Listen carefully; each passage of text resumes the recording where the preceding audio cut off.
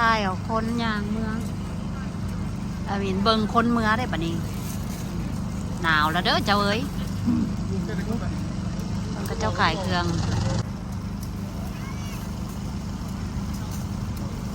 เบิ่งคนเมืองเด้อบาทนี่เด้อโบเมนเบิ่งคนมาเลาะซื้อกินน้ำเมืองบ้าน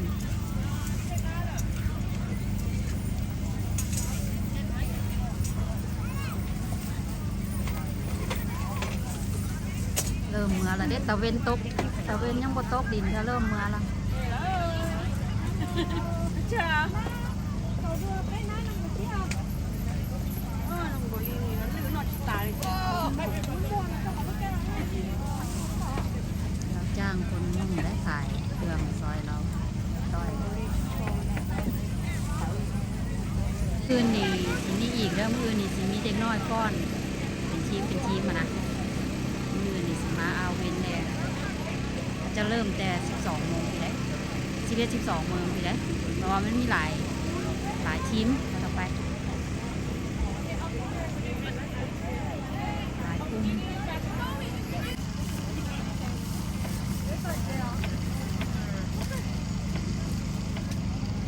ก็จะมาซื้อของกินซื้อหมักไหม้เมื่อกินบ้านสอง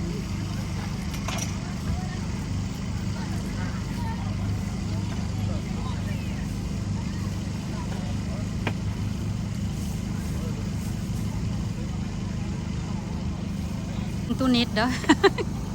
ย่างอยู่บ่รอดไปบ่เห็นอันเดียวก็ม่งฮะไปบ่ฮอดไปบ่ฮอดวะพากันมาเสยวะนี่ฮะพากันมาเสยวะนี่คนยังวันมาคนหากระทบมากินนี่ก็มาออกอีกทีชีเมื่อแล้ววะแม่นแล้วมาบ่เฝ้าติจังหน่อยอีมนมาแล้วเพราะว่านั่นนางมนเพิ่นว่าสิมาได้นี่นะอย่างก็ว่ากินข้าวอิ่มอยู่เทิงม้าเป็น2 ชั่วโมงเลยเด้โอ้ตั้งรอมานั่งข้าวกับแกพี่นายน้ำหมอกบ้านแม่สบายอยู่ปานสิยากเนาะเขามีอยู่ข้าวค่ะเบิ่งอันคาแล้วสะอ่อนจะไม่ต้องเอาเมื่อแหละกินอิ่มเลยสะอ่อนคาแดงมาเกี้ยงมาเราบอกมือเลยนะเด็กน้อยเขาพอดกับมีเด้อสักคูสีแดงเปิ้ลละเด็กอันน่ะข้าวหลามแล้วเปิ้ลละเด็ก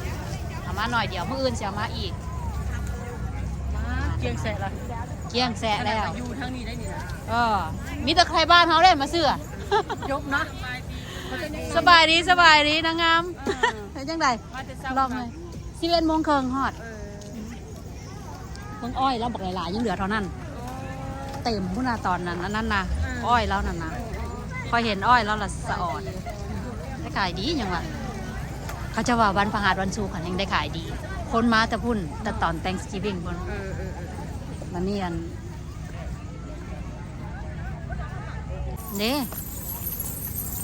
มาน้ำกันจะบอกมาน้ำกันคันเดียวกันดีแล้วแหละมึงคอยไปซอกรถจอดแล้วสั้นตอนยากคืออย่างนี้จอนน้ำมากแก้ว